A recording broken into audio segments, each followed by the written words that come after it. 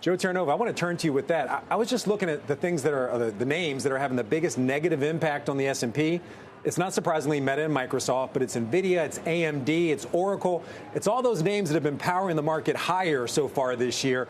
Is this a meaningful inflection point, or is this just a reaction to some earnings and people deciding, I guess, to put their bets in different places? No, I do not believe that this is an inflection point. I think this is just a return to a degree of normalcy off of what has been a really strong outperformance from the segment of the market that you just identified, Mag 7, AI adjacent. Keep in mind the significant underperformance of the S&P equal weight over the last several days.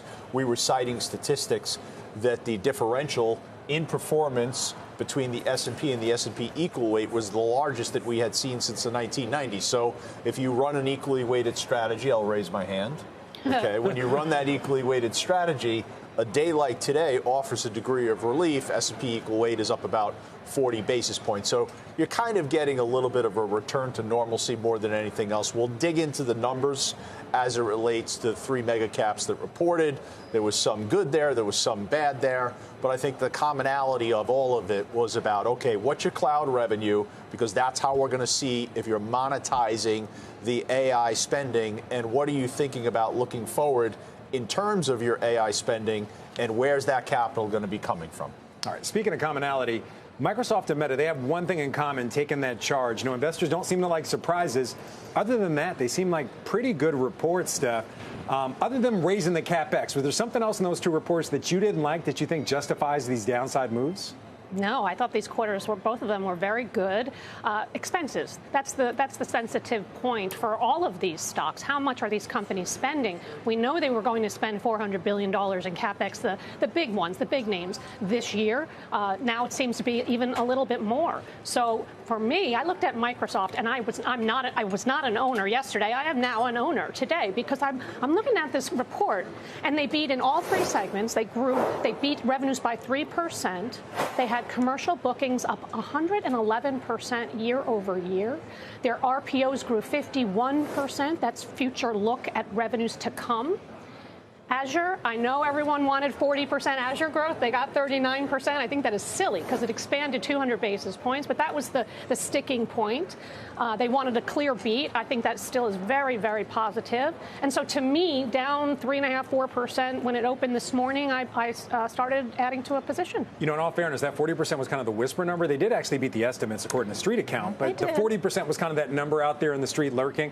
I want to go back to that RPO. I was actually talking to the team about that. Yeah. Up 51% year over year, about $300 billion, and it doesn't account for OpenAI. That's right. So it could be even bigger. We made such a big deal about Oracle and their RPO. Why do you think investors are just shrugging off Microsoft's RPO? They're just, look, the stock was up 28% headed into the print, and they were expecting a big beat, a bigger beat in Azure. Really, that was really the story. The last couple of quarters, the company has been able to beat their Azure numbers by 300 and 400 basis points. So this only 200 basis point beat is the reason why I think you're just seeing a sell the news. There's nothing in here that is alarming whatsoever. And if you want to go into Meta, we can go into Meta because that quarter. I mean, you led us there, Steph. You I'll go there. Go ahead. I'm going to go there because I added to there. that this morning, too, because I think down 12% is absolutely silly. Look, I mean, I was not happy that expenses went higher. None of us are happy that expenses went higher.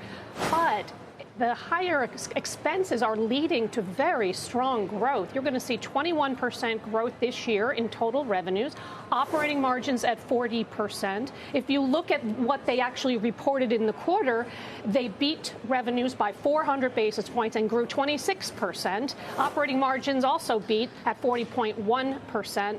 The family of apps, that actually beat as well. So you see the revenue is coming in better than expected. And so the spend is working. And also, by the way, they're seeing ad impressions up 14% and price per ad up 10%. They're seeing monetization. That is exactly what I wanted to see. So not happy at all about expenses, but down 12% after you see this kind of growth. So you're now at 21 times forward estimates for 21% plus growth. Steph, you came ready to talk about Meta. You had all the metrics right at the tip of the tongue there.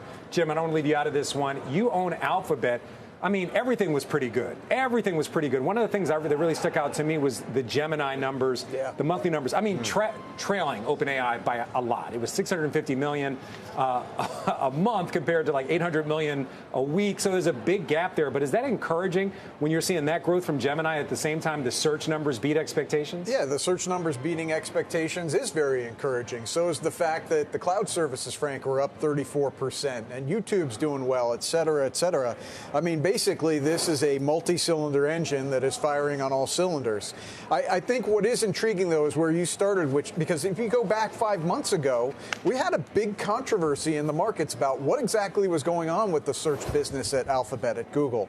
And you'll remember Eddie Q, Senior Vice President at Apple, was testifying that on Safari, they were seeing Google search queries going down. That evening, just to remind everybody, that evening, Google came out with a press release saying, hey, we're seeing search queries going up, including on Safari. Now, that I have been unable to square those two facts, those two statements since then. And what we've had in addition since then are two earnings reports from Alphabet that clearly shows the search business is growing really quite well, and they've figured out how to use artificial intelligence. Whether it's the AI overview, Gemini, they have many different ways that they are figuring out how to monetize and use AI. So I think in this controversy, this conflict that I can't resolve, it's now clear that Google, Alphabet was right, and the search revenue is going terrifically. Let me go also to the cloud business, as I said, up 34%, increasing margins. You've got a huge backlog. I think the backlog was up 45%. A lot of that coming from companies like Anthropic. So there's just a lot of things going right at Alphabet. Steph, to what you said about Meta and the valuation, totally agree. I'm not in that stock, but the valuation, where it is on Alphabet is similar, meaning that there are probably future gains ahead. I will say this regard to the overall market, whether it's Meta down, Microsoft. Look, the markets don't go up every day. The last several days we've kind of gotten accustomed to NVIDIA. I know we haven't talked about it, but NVIDIA adding $200 billion of market cap a day. Guys, that's not going to continue every day. Let's take a breath here. If I could react a little bit. First, I think Meta now is actually cheaper. Yes, it is. Than Alphabet. Yep. 21 times versus 24 times. Alphabet's quarter, Jimmy, you're I mean, that was a fantastic quarter, and the strength of YouTube is remarkable. I heard David Faber on the network talking about this with Mike Santoli. If you think about YouTube, the valuation's probably right now rivaling Netflix. That's what I was about to say. Same thing. It's right there. So it's remarkable what they've done with YouTube. But Steph, I just want to ask you, because some people have said to me this morning, well, okay, why is Meta utilizing the debt market? And any reference, any engineering of utilizing debt from these Mag 7 companies is something that the marketplace is going to frown on and say, okay, here we go. We're going back to the 90s. We're not going back to the 90s. No, I don't think we are. Come on. But I know what you're getting. I know what you're getting at. I don't really care how they. Well, clearly get you don't the money. care. You bought more. Well, of course. But is it concerning for them to take out $25 billion in bonds? And if this is concerning, why wasn't it concerning when Oracle did it? Oracle issued some bonds. It is concerning when Oracle did it. Okay, it is. I mean, the day that Oracle made the announcement is the high. The stock has not traded higher. That was it. It went parabolic and it has gone down. So, no, Oracle loves debt. Not to the degree that Meta is, not to the degree that Oracle is in terms of its endearment of utilizing debt. But I don't know. You just look at it and say to yourself, well, why is Meta why are they issuing debt? Right. Why do they have to issue $25 billion? Because they probably, they do see growth. I mean, to raise the expenses from 114 to 116 billion up to 116, 118 billion just this year alone, and then they said next year is going to be noticeably more than this year. I mean, that is huge. These are huge numbers. These are huge numbers. But my point is that while I'm disappointed in it, they're seeing results. Like the family of apps, right? 25.9% growth. It expanded 410 basis points sequentially. That's crazy growth for a company of this size. So you think we could trust management more than we were years ago when they were spending money and we were like, wait a second. Because we weren't seeing the results. Okay. See, we are seeing the monetization here, and the price per ad tells you that at 10%. That's very impressive. And they were one of the first to see monetization. And so they obviously see it. They want to build momentum off of it. And they're going to increase expenses as a result. I mean, look, again, for the third time, I'm not happy that they're spending more. But if it wasn't leading to results, that's where I would actually sell the stock.